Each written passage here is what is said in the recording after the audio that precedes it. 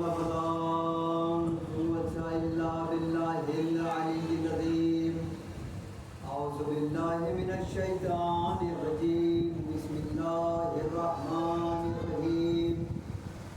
الحمد لله رب العالمين والصلاة والسلام على أشرف الأنبياء والمرسلين وخاتم النبيين مولانا مولا ثقلين جد الحسن والحسين أبي القاسم محمد. اللهم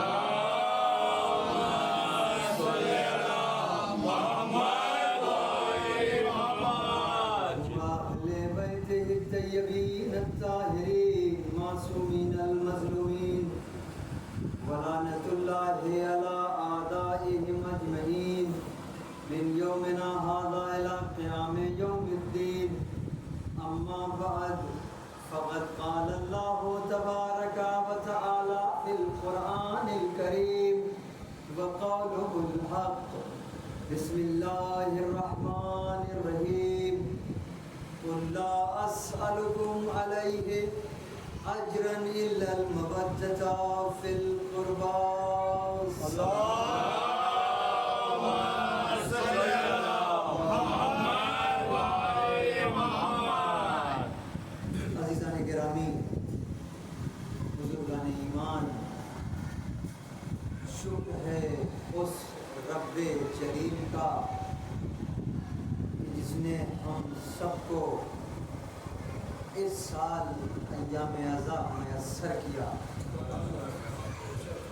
واقعاً نہ جانے کتنے ایسے تھے جنہوں نے پچھلے سال کیا مگر اس سال نہیں ہیں. ہم خوش نصیب ہیں کہ خدا نے ہمیں اس سال بھی ایام اعزا میں شرکت کرنے کی توفیق عطا فرمائی اور یہ بھی چاہا کہ ہم جیسے بھی ہیں، چاہے گناہگار صحیح، چاہے خراب ہی صحیح، چاہے بیکار ہی صحیح، لیکن کم سے کم اپنے امام کو پرسہ تو دے سکیں. چونکہ ہمارا وقت کا امام، یقین جانو آپ نے روایت سنی ہوگی، خون کے آنسو ہوتا ہے، تو ہم ہی ہیں جو اس کے لیے مرہم بنتے ہیں. یہ اشک عزا جو ہماری آنکھوں سے جب گرتا ہے نا، تو یہی اشک امام حسین کے زخموں کے لیے بھی اور خود ہمارے وقت کے امام کے لیے بھی مرہم بنتا ہے. لہذا خدا نے یہ چاہا کہ اس سال پھر ہم سب جمع ہوں اور اس بزم میں تشریف لائیں جو بزم پاک و پاکیزہ ہے، طیب و طاہر ہے، اور جس میں وہ شخصیتیں آتی ہیں جن شخصیتوں کی پاکیزگی کا اعلان خود خدا کر رہا ہے. لہٰذا ایک چیز تو چونکہ آج پہلی مجلس ہے تو میں پہلی ہی فرصت میں آپ کو یہ بتائے دے رہا ہوں، چونکہ ہم بیٹھے ہیں اس کی بزم میں جس کو خدا نے طاہر اور مطہر کیا ہے. آپ سمجھ رہے ہیں؟ تو اگر ہم طاہر اور مطہر کی بزم میں ہیں تو اس کے لیے بھی ہمارے لیے بھی تھوڑی سی شرط ہے. ہم بھی پاک و پاکیزہ ہو کر کے آئیں اس بزم میں، ہم بھی اپنے آپ کو اس لائق بنا کر کے اس بزم میں آئیں تاکہ جس صادقین اور جس سچوں کے ساتھ خدا ہونے کے لیے کہتا ہے ان سچوں کے ساتھ ہم ہو سکیں.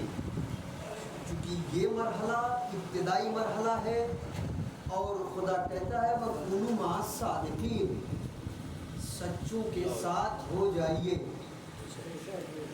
تو جن سچوں کے ساتھ خدا ہونے کے لیے کہہ رہا ہے نا، وہ سارے سچے یہیں پر موجود ہیں. بہت توجہ دلانے کے لیے میں کیا عرض کر رہا ہوں، سارے سچے جو ہیں نا وہ یہی موجود ہیں. اب اس سے عظیم جگہ نہیں ہو سکتی سچوں کے ساتھ ہونے کے لیے. توجہ ہے کہ نہیں؟ لہٰذا اپنے آپ کو پاک و پاکیزہ بنا کر کیا ہو.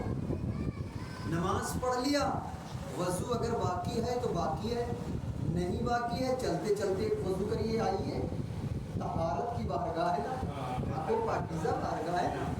لہذا اب یہ جو آپ دیکھیں، سوال یہ بھی ہوتا ہے سرکار ہم تو نہا کے آ رہے ہیں، اب ہم وضو کیوں کریں؟ دیکھو فلسفہ ہر چیز کا ہے. اب وقت نہیں ہے کہ میں مسئلے مسائل آپ کو بتاؤں، لیکن میں یہاں پر روک کر کے عرض کر دوں کہ سوال ہوتا رہتا ہے ایسے کہ وہ سرکار میں تو نہا کر کے آ رہا ہوں، ابھی وضو کی ضرورت کیا ہے؟ نہیں عزیزان گرامی، نہانا جو ہے نا وہ آپ کے بدن کو طاہر کرتا ہے.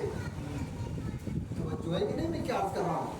یہ جو آپ نہاتے ہو تو آپ کی بدن طاہر ہوتی ہے. جو دھول مٹی آپ کے اوپر ہوتی ہے وہ سب ختم ہوتی ہے، ظاہر ہوتی ہے، آپ کا بدن طاہر ہوتا ہے. یہ وضو جو کرتے ہو نا تو آپ کی روح طاہر ہوتی ہے.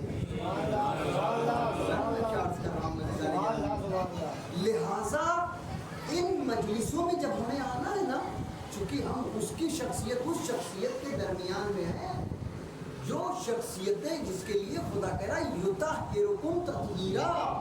توجہ ہے کہ نہیں؟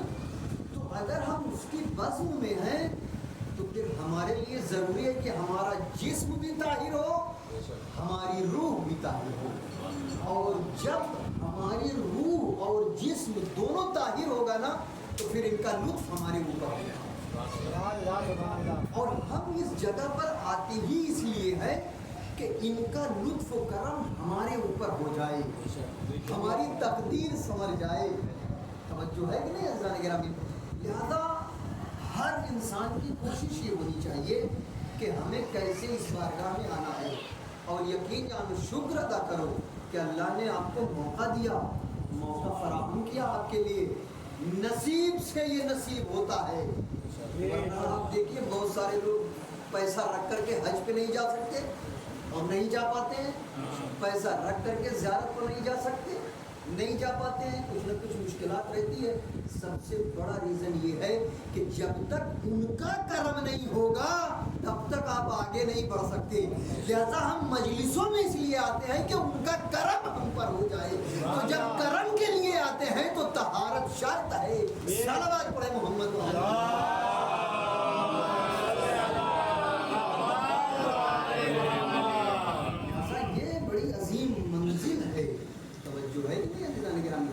اور اب ان کی ولایت، ان کی محبت لے کر کے اس فرش عزا پر بیٹھ جاؤ تاکہ خدا ساری چیزیں تمہیں عطا کر سکے. ارشاد خدا بندی ہوا، ارشاد خدا بندی ہوا. دو تین باتیں اور ہیں وہ درمیان میں عرض کروں کہ ارشاد خدا بندی، قل لا اسألکم علیہ اجرا الا المودۃ فی القربى. یہ اس وقت آیت نازل ہوئی کہ جب لوگ رسول کی خدمت میں آئے اور آنے کے بعد کہنے لگے یا رسول اللہ آپ نے بڑی محنت کیا ہے اسلام کو پھیلانے میں، آپ نے بڑی محنت کیا اسلام کو پھیلانے میں اور بڑی مشقت اور بڑی مشکلات کا سامنا کیا ہے. لہٰذا ہم یہ چاہتے ہیں کہ آپ اس کی کچھ اجرت لے لیں اور میں آپ کو اس کی اجرت دینا چاہتا ہوں. اب روایت کہتی ہے کہ خدا نے ارشاد فرمایا اور یہ آیت آئی کہ اے رسول، اے میرے حبیب، ان سے کہہ دو میں تم سے کچھ نہیں چاہتا سوائے اس کے کہ تم ہمارے قرابت داروں کی معرفت حاصل کرو. سبحان اللہ. جو ہے نا معرفت حاصل کرو، ہمارے قرابت داروں سے مودت اختیار کرو. دیکھو لفظ مودت ہے، محبت اور مودت میں بڑا فرق ہے. جو ہے کہ نہیں؟ مودت کا مرحلہ الگ ہے، محبت کا مرحلہ الگ ہے. جب دل میں عشق اہل بیت اتر جاتا ہے تو پھر انسان منزل مودت میں پہنچتا ہے. یہ بڑی عجیب منزل ہے. میں آپ کی خدمت میں عرض کروں ایک شخصیت ہے, بہت بڑی شخصیت ہے, جو میں آپ کی خدمت میں عرض کر دوں, احمد ابن حنبل, بہت بڑی شخصیت. یہ جو ہے کیا نام ہے کہ اربعہ یعنی امام اربعہ جو ان کے ہیں اس میں سے ہیں, ائمہ اربعہ اس میں سے 4 اماموں میں سے ایک امام ہیں احمد ابن حنبل ان لوگوں کے, ٹھیک ہے. اور بہت پڑھی لکھی شخصیت ہے احمد ابن حنبل کی, ائمہ اربعہ ہیں اور بہت بڑی شخصیت ہے.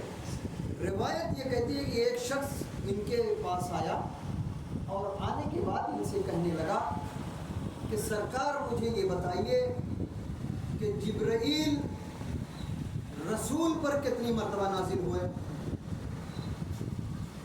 جبرائیل رسول پر کتنی مرتبہ نازل ہوئے. احمد ابن حنبل سے سوال ہے, اپنا آدمی نہیں, جو ہے کہ نہیں اللہ نے گرامی, ہاں احمد ابن حنبل سے. عشق ذات نہیں دیکھتا, میں کیا عرض کر رہا ہوں عزیزان گرامی, عشق یہ نہیں دیکھتا کہ یہ کس مسلک کا ہے, کس مذہب کا ہے, کس ڈپارٹمنٹ کا ہے, نہیں, وہ صرف خون کی طہارت دیکھتی ہے. عزیزان گرامی توجہ ہے کہ نہیں, خون طاہر ہونا چاہیے, بس یہ بڑا اہم مرحلہ ہے. زیادہ روایت کے لیے ان کی خدمت میں آیا اور آ کر کے سوال کیا کہ سرکار مجھے بتائیے کہ رسول پر جبرائیل کتنی مرتبہ نازل ہوئے. اچھا وہاں پر کچھ میں سمجھتا ہوں شیعہ وغیرہ بھی بیٹھے تھے تو شاید تپانے وپانے کے لیے کیا ہو, ہوتا ہے نا ایسا کہ لوگ تپاتے ہیں ایک دوسرے کو, تو ایسا بھی ہوا ہوگا. بہرحال تو احمد ابن حنبل نے بے ساختہ آواز دی 12,000 مرتبہ, 12,000 مرتبہ جبرائیل رسول پر نازل ہوئے. اس کا تو منہ بن گیا, چہرہ بگڑ گیا. ارے بھائی ایسا کیسے ہو سکتا ہے جبکہ قرآن میں آیت 6,666 ہی ہے اور جبرائیل آئے رسول پر 12,000 مرتبہ, یہ کہاں کا سمجھ میں تو آتا نہیں. تو اب احمد ابن حنبل فرماتے ہیں کہ تم کیا سمجھتے ہو, جبرائیل صرف قرآن کی آیت لے کر کے آتے تھے, جبرائیل تو جھولا جھلانے بھی آتے تھے, جبرائیل تو چکی چلانے بھی آتے تھے, جبرائیل تو چکی چلانے بھی آتے تھے, جبرائیل تو کپڑے لے کر کے بھی آتے تھے. یہ عجیب منزل ہے, عجیب منزل ہے, لے کر کے آیا کرتے تھے. اب روایت یہ کہتی ہے کہ پھر اس نے دوسرا کوشچن کیا کہ اچھا ٹھیک ہے, جب سمجھ میں آ گیا نا کہ 12,000 مرتبہ آئے تو روایت یہ کہتی ہے کہ اب دوبارہ دوسرا سوال کیا. اچھا پھر مجھے یہ بتائیے, اور یہ سوال یقیناً تپانے کے لیے تھا ہم لوگوں کو, اچھا یہ بتائیے کہ پھر علی پر کتنی مرتبہ جبرائیل نازل ہوئے. اس لیے کہ اسے پتا ہے قرآن کی جتنی آیتیں آئی ہیں رسول پر آئی ہیں, علی پر نہیں آئی ہیں, اور وہ یہی جانتا ہے کہ علی کا تعلق جبرائیل سے کیا ہوگا. توجہ ہے کہ نہیں, اور اسے یہ نہیں پتا کہ پوری کائنات کا مالک علی ہے. توجہ ہے کہ نہیں, پوری کائنات کا مالک علی ہے, اس لیے یہ نہیں پتا تھا. روایت کہتی ہے جیسے ہی یہ آواز دیا کہ مجھے بتاؤ علی پر کتنی مرتبہ نازل ہوئے, چیخ کر کے احمد ابن حنبل نے کہا کہ 24,000 مرتبہ. ایک صلوات پڑھے محمد والے جو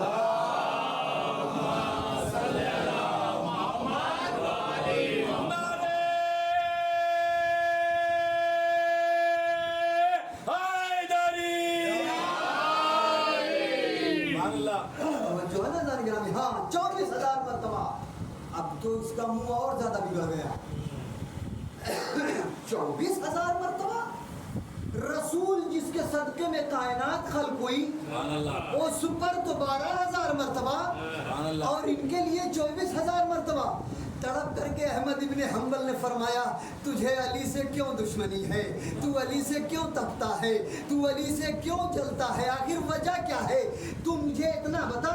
تجھے نہیں پتا رسول کی حدیث تو نے نہیں سنی, رسول فرماتے ہیں انا مدینۃ العلم و علی بابها, آنے والا دروازے پر 2 مرتبہ آتا ہے. صلوات پڑھے محمد.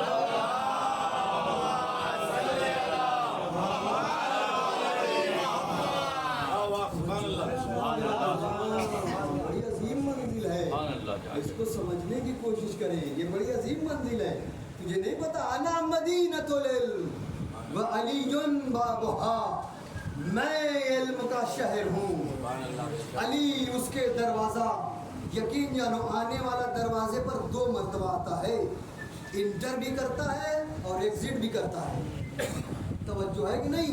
रसूल पर तो 12,000 मरतबा। ये है कौन? अहमद इब्ने हम्बल। लेकिन जब इश्क अली उतर गया तो फिर अब ये नहीं देखता कि किस जात का है, किस मजहब का है, किस मसलक का है। खून ताहिर हो, सदाकत अता होगी। सलावत पढ़े मोहम्मद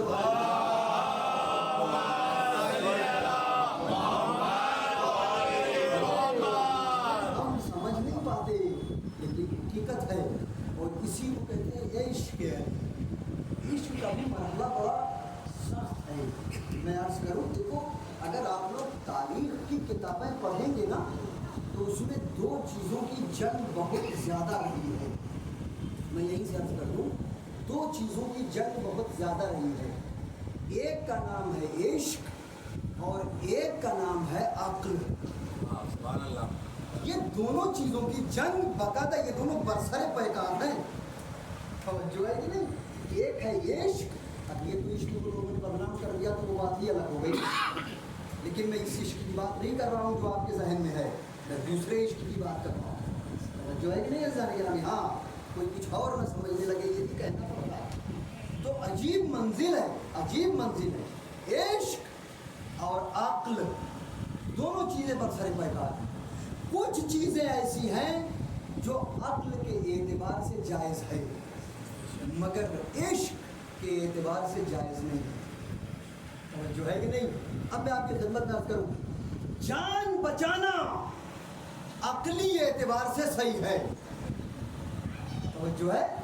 लेकिन अगर इश्क की बात हो जाए तो फिर जान देना इश्क है। जो है कि नहीं? आप जाने के अभी आपकी खिदमत में अर्ज़ करूँ, बिल्कुल सामने की बात, क्योंकि सब बच्चे बैठे हुए हैं और कुछ नौजवान हैं, बकिया सब बुजुर्ग हैं। मैं सिर्फ बच्चों के लिए ये बात अर्ज़ कर रहा हूँ ताकि उन तक बात पहुँचे मेरी। ठीक है? एक साहब अपना वाक़या बयान करने लगे। उन्होंने मुझसे कहा सरकार मैं घर से निकला सफ़र पर, बाहर जा गया, घर से निकला, गांव का मैटर था, गांव में मेरा घर था, मैं घर से निकला दूसरे गांव में जाने के लिए, रास्ते में डाकुओं ने घेर लिया।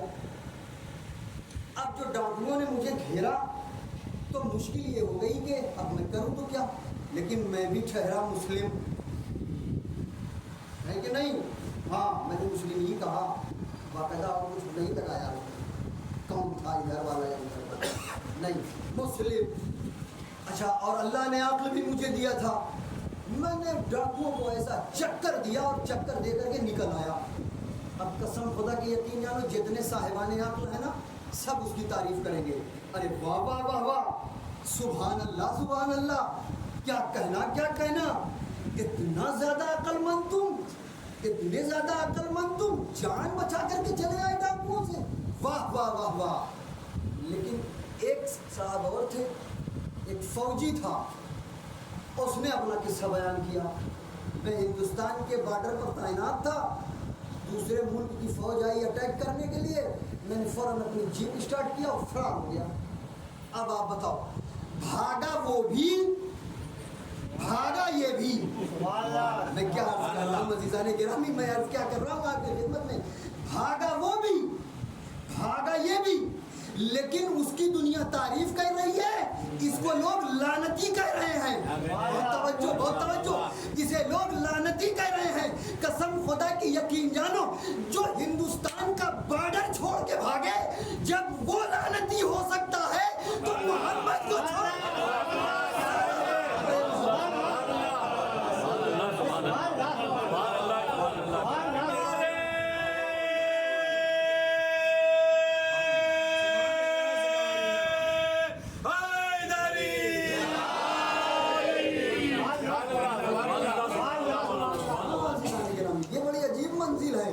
इसको समझने की कोशिश करें। जब हम एक मामूली से फौजी को लानती कह देते हैं, तेरा काम जो था वो तूने किया ही नहीं, तू तो भाग गया, तो ये तो मोहम्मद को छोड़ के भागे और न जाने कहाँ कहाँ भागते रहे। और जो है कि नहीं, और आज بھاگتے ہیں، آج تک بھاگتے ہیں۔ اب یہ الگ بات ہے کہ تو دفن ہو گئے نبی کی قبر کے بعد، وہ تو میں نہیں کہہ سکتا اس کے بارے میں بھائی، اس کے بارے میں بھی میں دو تین باتیں آپ کو خدمت میں عرض کر رہا ہوں، چونکہ بات آئی گئی ہے تو سن لیجیے۔ عجیب منزل ہے، عجیب چیز ہے، کہتا یہ عشق اور عقل، توجہ ہے کہ نہیں؟ عشق، عقل ہمیشہ کہتی ہے لو لو، ہر چیز لو، عشق ہمیشہ کہتا ہے دو، قربان کرو، قربان کرو، دو سے، توجہ ہے کہ نہیں؟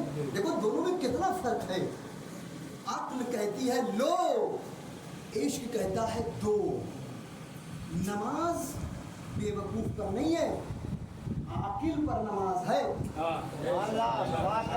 توجہ ہے کہ نہیں؟ عاقل پر نماز ہے، عقل مند پر نماز ہے۔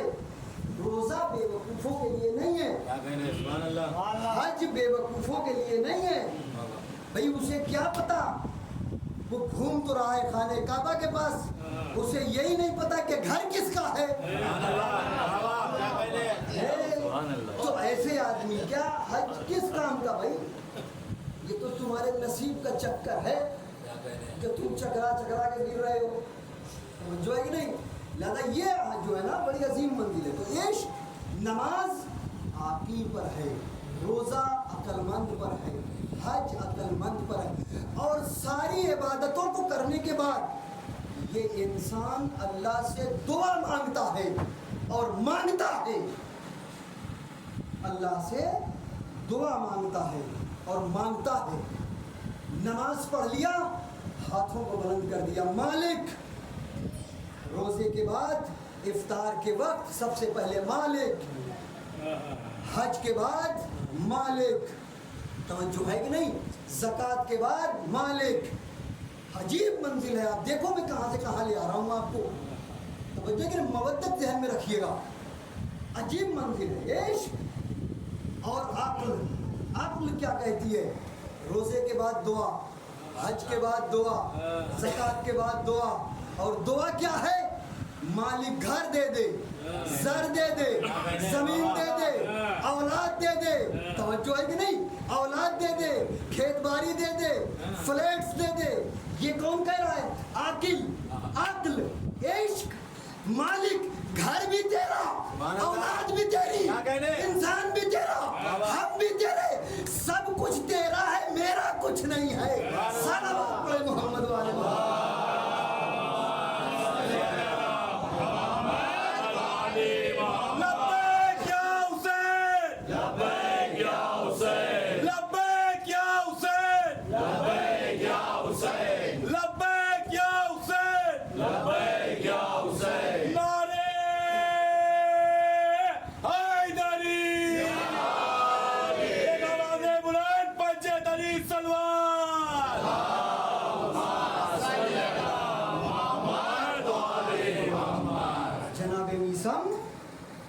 جناب میثم نے عشق میں جان دیا تھا، عقل میں جان نہیں دیا تھا۔ تو جو ہے عقل تو جان کبھی دے ہی نہیں سکتی، وہ تو کھینچ کے رکھ لے گی، جاتے جاتے کھینچ لے گی، نہیں۔ عشق میں آپ جانتے ہو کیا ہوا تھا؟ مولا نے کھجور کھائی، کچھ نہیں تو دیا لگا دیا اور جناب میثم کے سامنے لگایا اور کہا یہ دیا لگا رہا ہوں اور اسی کی درخت ہوگا اور اسی کو تم کو پھانسی دی جائے گی۔ ہمارے جیسا مولوی ہوتا دیا نکال کے پھینک دے، ہاں بھائی ظاہر سی بات ہے نا، موت کسی کو پیاری تھوڑی ہے، اور یا تو اگر نہ کر پاتے اس وقت جو درخت ہو جاتا تو کاٹ دیتے، کچھ نہ کچھ تو کرتے نا۔ لیکن روایت کہتی ہے عشق جب ہوتا ہے تو پھر نہ درخت نکالا جاتا ہے نہ گٹھلی، بلکہ اس میں پانی دیا جاتا ہے، اور پانی دیتے دیتے یہ کہا جاتا ہے کہ ارے تو جوان کب ہوگا، مجھے علی کے عشق کا جھولا جھولنا ہے۔ صلوات پڑھے محمد والے محمد۔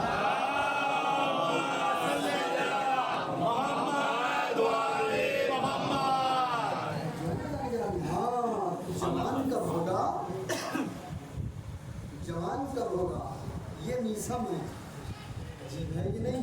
اور مولا نے بہت عجیب طریقے سے فرمایا تھا، میں آپ کی خدمت نہ کروں، حالانکہ میں اتنا तो नहीं जाना चाह रहा था तबर्राई गुफ्तगू में, लेकिन चूंकि बात आ ही गई है तो सुन ही लीजिए।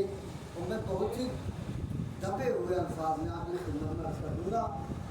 आप जानते हो जब हज्जाज ने मीसम को गिरफ्तार किया ना और मीसम को लेकर के आए ना, तो रिवायत ये कहती है मैं बहुत दम लगा करके पढ़ रहा हूँ मजलिस, यकीन जानो, और मैं इस लायक नहीं हूँ, जो मैं पढ़ रहा हूँ ना मैं उस लायक नहीं हूँ, यकीन जानो, मेरी पोजीशन नहीं है। मेरा अभी प्लेटलेट जो है ना बिल्कुल डाउन हो गया था, 17,000 पे था और मैं बेड रेस्ट पे था।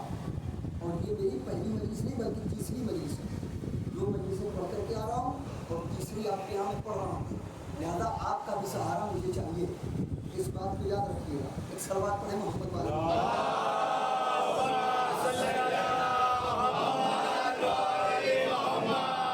जो है कि नहीं अज़ीज़ान गिरामी। हाँ, लिहाजा ये बड़ी अजीम मंजिल है। क्या कहा? गिरफ्तार किया और कहा तेरा पैर काटा जाएगा। मिस्र ने कहा सच है, सच है। हाथ काटा जाएगा, सच है। सूली दी जाएगी, सच है। कोड़े मारा जाएगा, गलत है, झूठ है।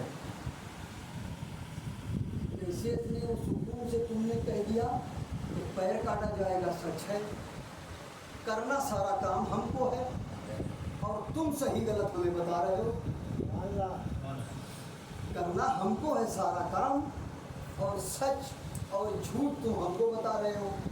मिस्र ने जानते हो क्या कहा? मुस्कुरा करके कहा हर होने वाली चीज को होने से पहले मेरा मुश्किल कुशा उसे बता दे।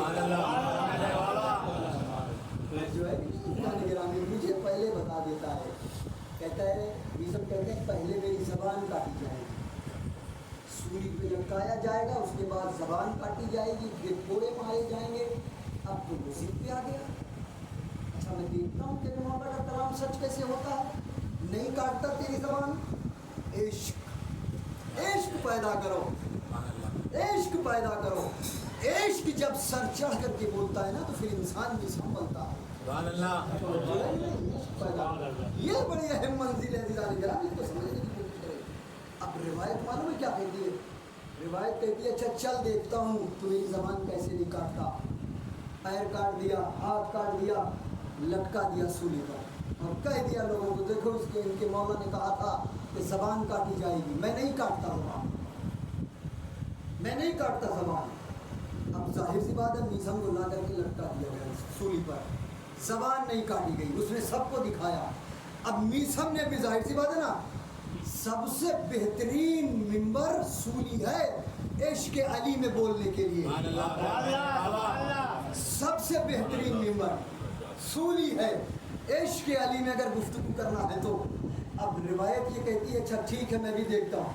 जैसे ही लटकाया गया मिज़म ने कहा जब तक मेरी जबान नहीं काटी जाती मुझे मौका मिल गया है। अय्युहन्नास, आओ लोगों, मैं अली के फजाइल पढ़ता हूँ, तुम सुनो। रिवायत कहती है आधे दिन मिज़म फजाइल पढ़ते रहे। अली ने मूसा की थी, अली ने मूसा को बचाया, अली ने ईसा को बचाया, अली ने याकूब को बचाया, अली ने यूसुफ को बचाया। ये पूरी फजीलत अली की पढ़ते रहे लेकिन ज़बान नहीं कटी। अब यहीं पर रुक करके मुकर्रिर ने मौजू बदल लिया। बहुत तवज्जो अज़ीज़ान गिरामी। जब मुकर्रिर समझ गया कि नहीं कुछ हो रहा है तो मौजू तब्दील कर दिया और आवाज़ दी कि अय्युहन्नास, ऐ लोगों, मुझको अली ने कुछ और भी बताया था। ये भी बताया था कि कौन किसका ओरिजिनल बाप है। आओ मैं बताता हूँ कौन किसका बाप है। हज्जाज उठ के कहता है इसकी जबान काट, कहीं मेरे बाप का नाम न बता।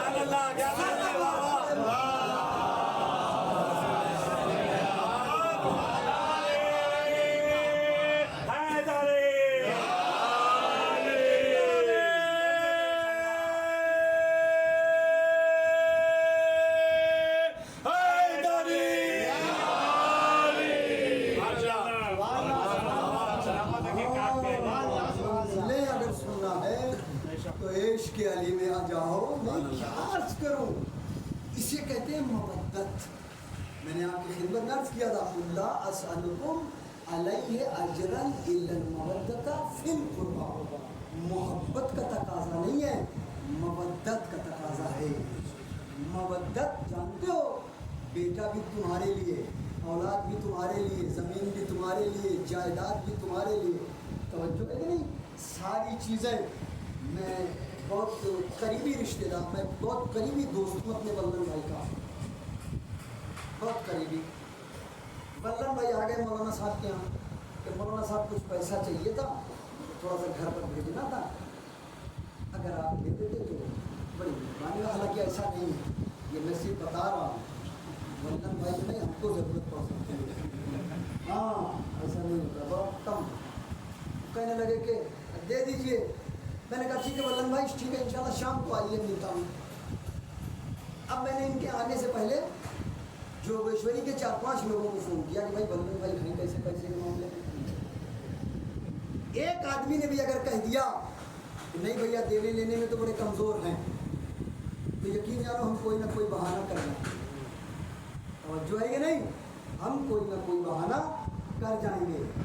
یہ ہے محبت، اسے کہتے ہیں محبت۔ بغیر محبت کے ان سے دوستی نہیں ہوئی ہے، اسے کہتے ہیں محبت۔ محبت ہی تو دوستی ہوئی، لیکن یہ محبت ایسی محبت ہے کہ اگر کچھ قربان کرنے کی بات آئے تو قربان نہیں کر سکتے۔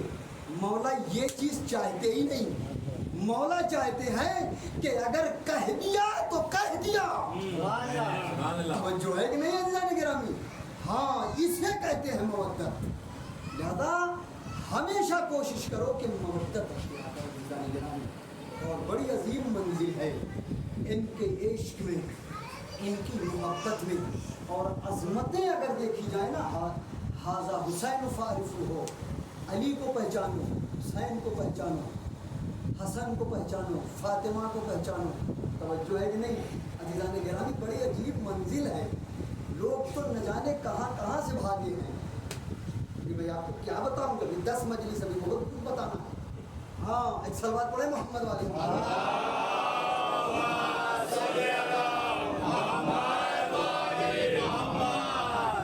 یہ جو منزل ہے نا، یہ بڑی عظیم منزل ہے۔ میں آپ کی خدمت میں عرض کروں، ایک شخصیت ہے ساسا ابن سوہان۔ بس آخری بات ہے یہ، آج کے مجلس کی آخری چیز، ساسا ابن سوہان۔ مولا نے کہا سلونی سلونی قبل ان تفتنونی۔ 5-6 اصحاب مولا کے ساتھ بیٹھے ہوئے تھے، یہ وہ والی سلونی نہیں، یہ 5-6 افراد میں کہی گئی ہوئی سلونی ہے۔ تو اس میں ساسا ابن سوہان بھی بیٹھے ہوئے تھے۔ میں عظمت آپ کو بیان کر رہا ہوں، چونکہ موضوع جو ہے نا وہ معرفت امام ہے، لہذا یہ بڑی عظیم ہے۔ کیا فرمایا ساسا نے؟ جیسے ہی مولا نے کہا جو پوچھنا چاہتے ہو، قبل اس کے علی تمہارے درمیان سے چلا جائے، ساسا کھڑے ہوئے، کہنے لگے مولا اگر آپ اجازت دیں تو میں ایک سوال آپ سے کروں، لیکن سوال چونکہ بہت بڑا ہے۔ مولا نے فرمایا ساسا تم کو پوچھنے کی ضرورت ہے، تم تو جب چاہو علی سے سوال کر سکتے ہو۔ اب روایت یہ کہتی ہے ساسا کھڑے ہوئے، ساسا نے کہا آپ افضل ہیں یا آدم؟ عجیب سوال ہے، مولا مجھے بتاؤ آپ افضل ہیں یا آدم؟ یہ آدم سے چلا اور جناب عیسیٰ تک آیا، اور بھی ہے لیکن میں جناب عیسیٰ تک آپ کی خدمت میں عرض کرنا چاہتا ہوں، لیکن پورا نہیں، پورے میں بھی ہمارے پاس طاقت نہیں ہے کہ آج ایک ہی دن میں کوئی بیان کروں۔ آپ سن لیجیے، بس یہاں تک چلتا ہوں۔ کیا ہے؟ کیا فرمایا؟ کہا آپ افضل ہیں یا آدم؟ کہا میں افضل ہوں ساسا، میں افضل ہوں، انا افضل ہوں آدم سے افضل میں۔ فرمایا کیوں یار مولا آخر ایسا کیوں، جبکہ آپ ہم سب سے پہلے آئے اور آپ بالکل آخر میں آئے ہیں، آپ کیوں افضل ہیں اور کس لیے افضل ہیں؟ مولا فرماتے ہیں ساسا آدم کو خدا نے کہا تھا لا تقربا هذه الشجر، جانا نہیں درخت کے قریب، اور وہ جو پودا تھا وہ گندم کا پودا تھا، یعنی خدا نے گندم کھانے سے ان کو روکا تھا، ان کو گندم کھانے سے روکا، پھر بھی وہ نہ رکے، اور مجھ کو خدا نے روکا نہیں تھا گندم کھانے سے، لیکن پوری پوری زندگی میں نے جو پر گزارا کی ہے، پوری زندگی میں نے جو پر گزارا کیا ہے، اس لیے میں آدم سے افضل ہوں۔ یہ پوری چیزیں پوری آئیے انشاءاللہ بیان ہو گیا کہ بالکل آتے آتے جناب عیسیٰ آپ افضل ہیں یا عیسیٰ؟ اب پھر مولا نے فرمایا میں افضل ہوں۔ کہا کیسے آپ افضل ہیں عیسیٰ سے؟ کہا ساسا تمہیں نہیں پتا، وقت ولادت جب عیسیٰ کی ولادت کا وقت قریب آیا، کیا عرض کر رہا ہوں عزیزان گرامی، ہاں جب عیسیٰ کی ولادت کا وقت قریب آیا تو جناب مریم بیت اللہ میں تھی۔ بہت توجہ عزیزان گرامی، اور روایت اور باقاعدہ طور پر یہ خدا نے فرمایا کہ مریم یہاں سے چلی جاؤ، یہ عبادت کی جگہ، یہ عبادت کی جگہ ہے، ولادت کی جگہ نہیں ہے۔ چلی جاؤ، یہ عبادت کی جگہ ہے، ولادت کی جگہ نہیں ہے۔ لیکن جب میری ولادت کی بات آئی ہے تو پھر میری ماں کو خانہ کعبہ میں بلایا گیا، میری ماں کو خانہ کعبہ میں بلایا گیا۔ اب یہیں پر فرماتے ہیں کہ مقابلہ ساسا، مقابلہ ہمارا، مقابلہ میری ماں کا جناب عیسیٰ کی ماں سے نہیں تھا، بلکہ مقابلہ میرا اور عیسیٰ کا تھا۔ عیسیٰ کی وجہ سے عیسیٰ کی ماں کو نکالا گیا، میری وجہ سے میری ماں کو بلایا گیا۔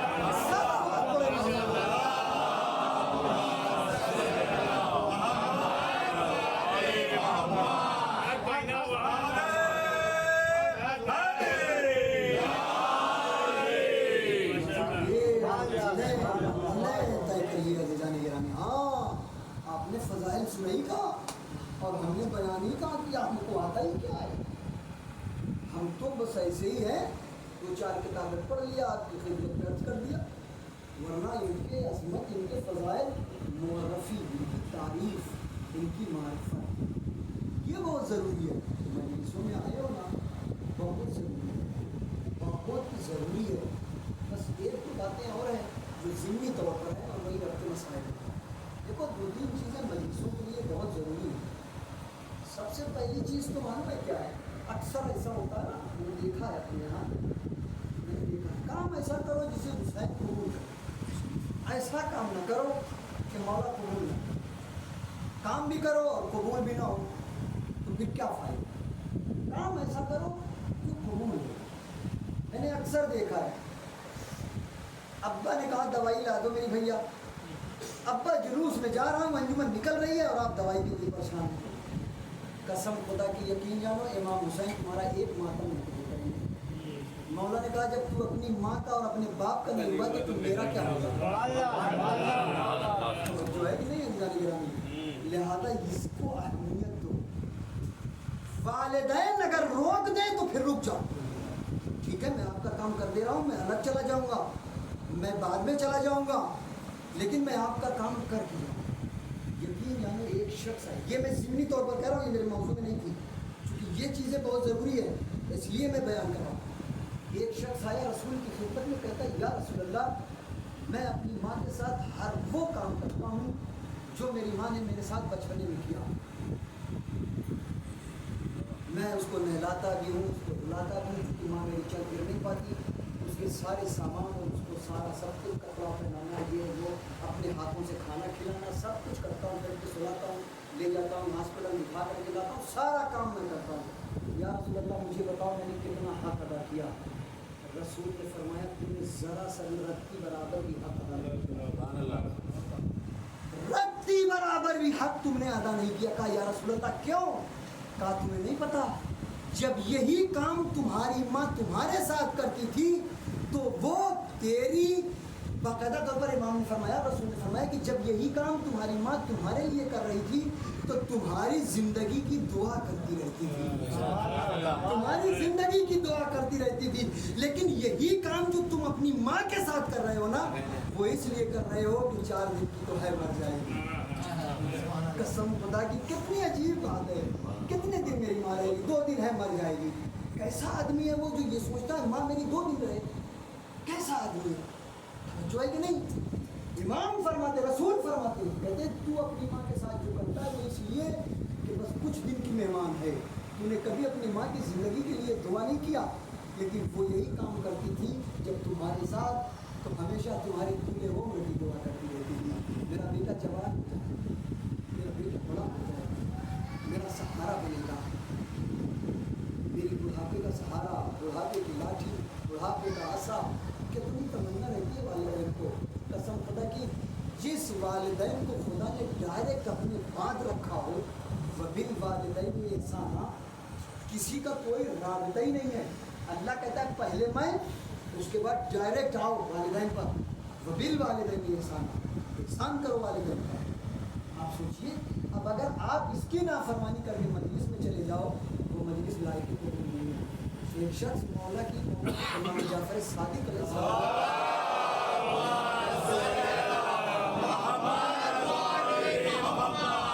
امام جعفر صادق علیہ السلام کی خدمت میں بیٹھتا تھا اور مولا سے درس لیتا تھا, اور درس لیتا تھا وہ مولا سے.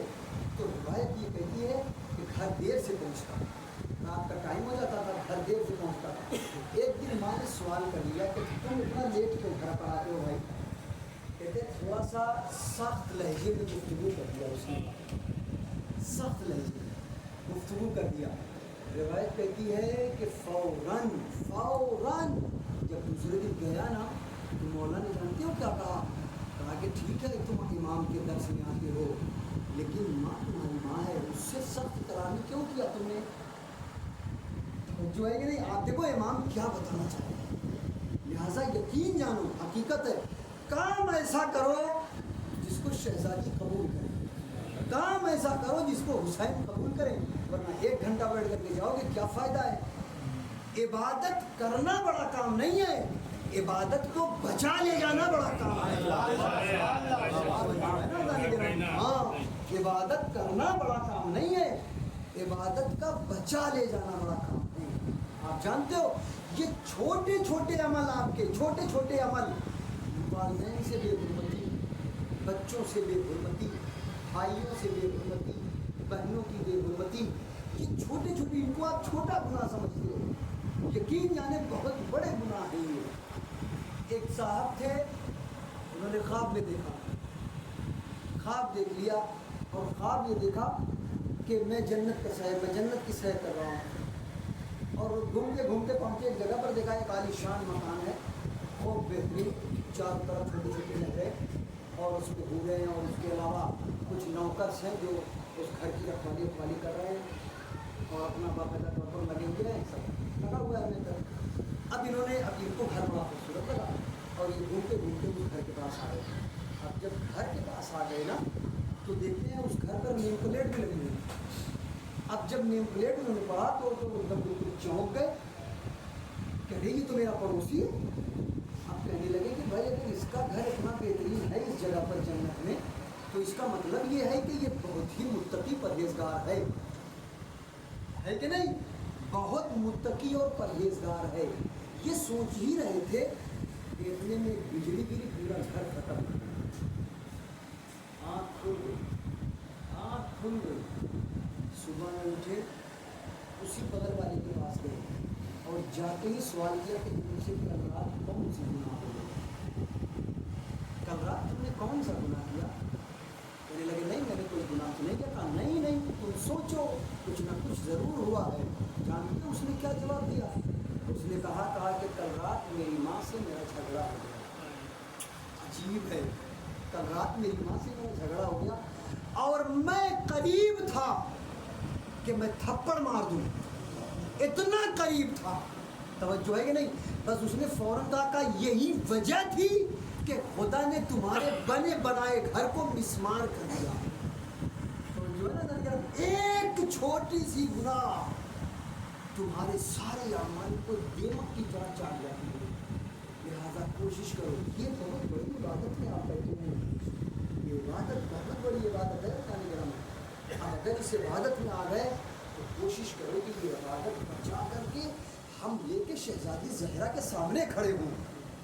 عظیم چیز یہ ہے, جب ہم وہاں پر جائیں نا تو یہ زمین گواہی دے, یہ امام بارگاہ گواہی دے کہ میں وہاں مجلس میں بیٹھا ہوا تھا، تو جو ہے نا یہ بڑی عظیم منزل ہے۔ ان سب ساری چیزوں کو مد نظر رکھتے ہوئے اپنی نظرانی قرآن بتاؤ، قسم خدا کی جو چیز کبھی سوچا نہیں ہے نا وہ چیز بھی ہونا ہے، وہ چیز بھی تمہیں ہونا ہے۔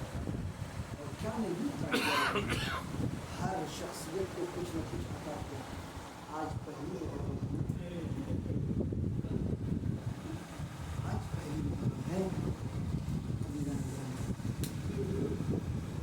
زہرا کا گلشن اجڑ گیا، فاطمہ کا بھرا گھر اجڑ گیا، اور رسول کا ہری بھری کھیتی رسول کی اجڑ گئی۔ عجیب ہے، آپ سوچو نا، ہم اور آپ مصائب سنتے ہیں، حسین نے علی اکبر کی لاش اٹھائی ہے، یہاں تو منبر سے ذاکر صرف بکتا ہے نا، وہاں حسین نے قاسم کی لاش کے ٹکڑے اٹھائے ہیں۔ اجرکم اللہ، خدا کوئی غم نہ دے سوائے غم سید الشہداء کی۔ روایت بڑی عجیب ہے عزیزان گرامی، راوی کہتا ہے 28 رجب سن 60 ہجری حسین مدینے سے نکل رہے ہیں۔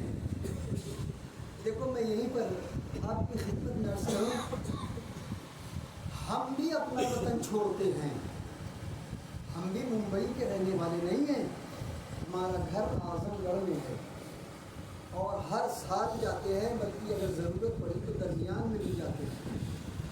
چلے جاتے ہیں نا تو پھر دل جانے کا وہاں سے ہٹنے کا نہیں لگتا، ماں کہتی رہتی ہے، اکثر دیکھا ہے ماں کہتی رہتی ہے آیا ہے بہن کے یہاں چلا جا، آیا ہے بھائی کے یہاں چلا جا، آیا ہے نانیال چلا جا، لیکن قسم خدا کی ماں کو چھوڑ کے جانے کا دل نہیں کرتا، باپ کو چھوڑ کے جانے کا دل نہیں کرتا، سوچتا ہے کہ جتنے دن ہیں اپنے گھر میں رہیں، والدین کے ساتھ رہیں، بچوں کے ساتھ رہیں۔ ہائے رے نبی کا نواسا،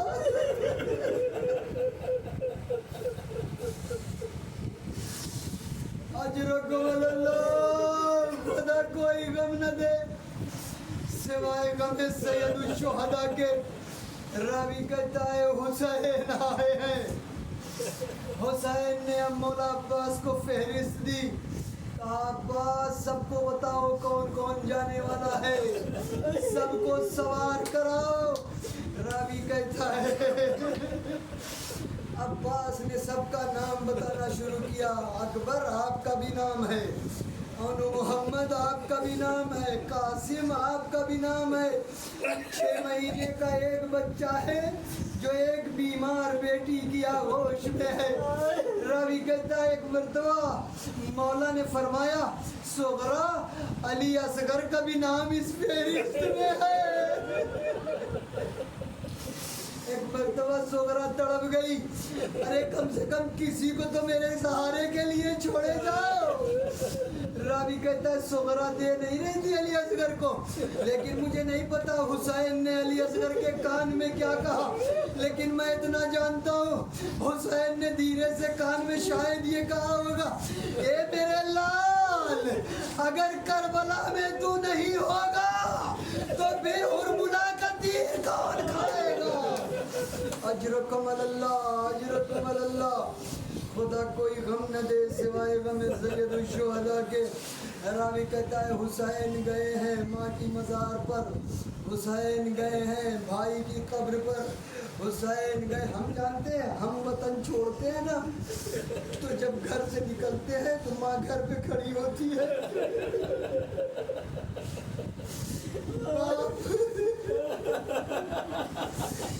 باپ کلائی کو پکڑے ہوئے کچھ دور تک چھوڑنے آتا ہے، بہنیں دیکھا کرتی ہیں، اور ہمارا عالم یہ ہوتا ہے جب تک سامنا رہتا ہے مڑ مڑ کر کے دیکھتے رہتے، ہائے رے حسین مدینہ چھوٹا، لیکن حسین کا سامنا جب تک رہا مڑ مڑ کر دیکھتے رہے. اجرکم اللہ, اجرکم اللہ. بس 2-3 مسائل کی گوشے اور سنیے. راوی کہتا ہے حسین گئے, نانا سے الوداع ہوئے, ماں سے الوداع ہوئے, بھائی سے الوداع ہوئے, آ گئے ام سلمہ کے پاس. ام سلمہ نے حسین سے کہا میرے لال 2 منٹ بیٹھ جا میرے پاس, تھوڑی دیر کے لیے بیٹھ جا. راوی کہتا ہے ایک مرتبہ تڑپ کے ام سلمہ کہتی میرے لال مجھے بتا تیرا ارادہ کیا ہے؟ نانی عراق جا رہا ہو, ہاتھوں کو جوڑ دیا, یہ حسین نہیں.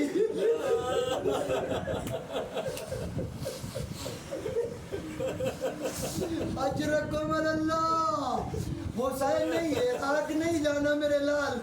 میں نے تیرے نانا سے سنا تو عراق جائے گا, واپس پلٹ کے نہیں آئے گا. اجرکم اللہ. راوی کہتا ہے حسین نے سمجھ لیا اتنی آسانی سے نانی مجھے جانے نہیں دے گی, ام سلمہ جانے نہیں دے گی. حسین نے اب امامت کا سہارا لیا, زور امامت دکھائی اور روایت کہتی ہے فرمایا نانی اگر میں کربلا دکھاؤں, اگر میں کربلا دکھا دوں تو کیا آپ کو کچھ تسکین ہو جائے گی؟ ام سلمہ فرماتی ہے میرے لال مجھے دکھا. اب حسین نے انگلیوں کا اشارہ کیا. روایت کہتی ہے اب یہ عرض کربلا بلند ہوئی. اب حسین نے شروع کر دیا نانی ام سلمہ یہاں عباس بازوؤں کو کٹا کے گرے گا, یہاں علی اکبر کے سینے پہ مرچی لگے گی, یہاں کا یہ شہید کیا جائے گا, یہاں ابو محمد شہید ہوں گے, یہاں علی اصغر کو شہید کیا جائے گا. نانی یہ وہ نشیب ہے جہاں تیرا حسین آئے گا.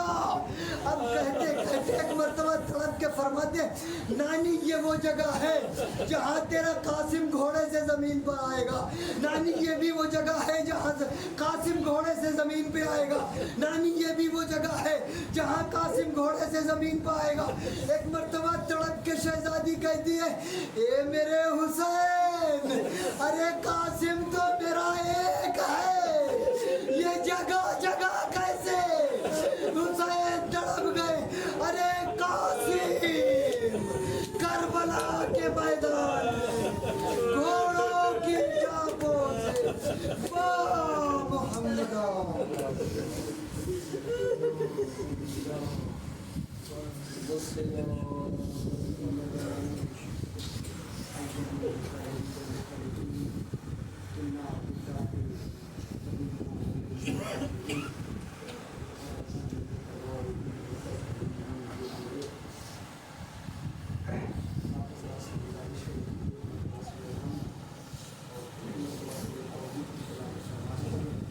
سید محمد حسین اور ابن احمد حسین غازی علی